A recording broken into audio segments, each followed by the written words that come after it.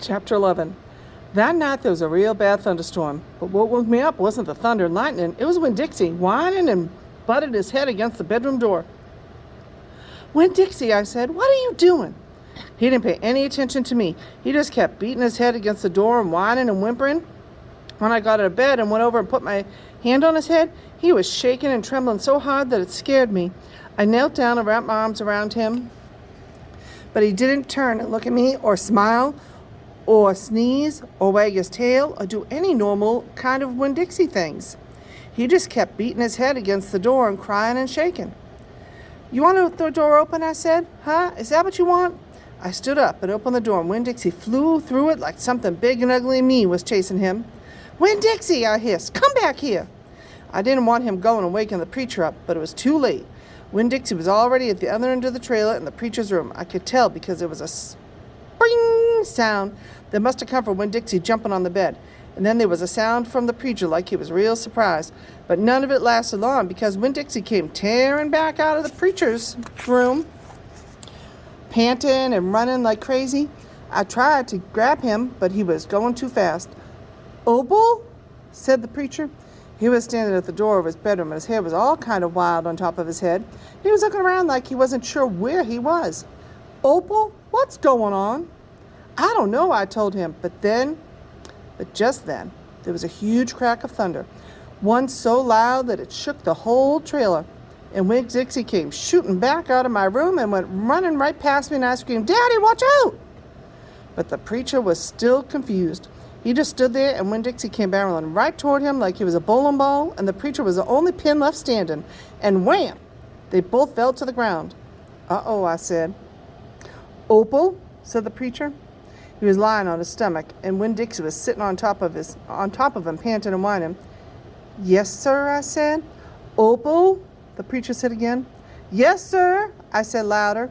"Do you know what a pathological fear is?" "No, sir," I told him. The preacher raised a hand. He rubbed his nose. "Well," he said after a minute, "it's a fear that goes way beyond normal fears. It's a fear you can't be talked out of or reasoned out of." Just then there was another crack of thunder, and Winn Dixie rose straight up in the air like somebody had poked him with something hot. When he hit the floor, he started running. He ran back into my bedroom. I didn't even try to catch him. I just got out of his way.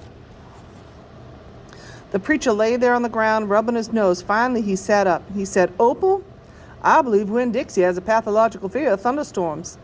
And just when he finished his sentence, here came Winn Dixie again, running to save his life. I got the preacher up off the floor and out of the way just in time. There didn't seem to be a thing we could do for Winn Dixie to make him feel better, so we just sat there and watched him run back and forth, all terrorized and panting. Winn Dixie acted all over again like it was surely the end of the world. "The storm won't last long," the preacher said, "and when it's over, the real Winn Dixie will come back." And after a while, the storm did end.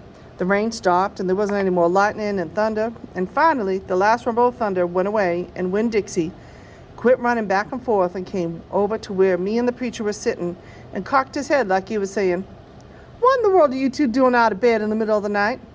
And then he crept up on the couch with us in the funny way he has.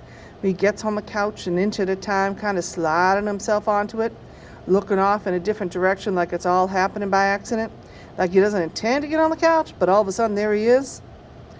And so the three of us just sat there. I rubbed Winn Dixie's head and scratched him behind the ears the way he liked. And the preacher said, "There's an awful lot of thunderstorms in Florida in the summertime." "Yes, sir," I said. I was afraid that maybe he would say we couldn't keep a dog who went crazy with a pathological fear every time there was a crack of thunder. "We'll have to keep an eye on him," the preacher said. He put his arm around Winn Dixie. "We'll have to make sure he doesn't get out during a storm. He might run away. We have to make sure we keep him safe."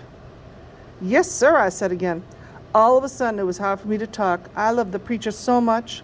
I loved him because he loved Winn Dixie. I loved him because he was going to forgive Winn Dixie for being afraid. But most of all, I loved him for putting his arm around Winn Dixie like that, like he was already trying to keep him safe.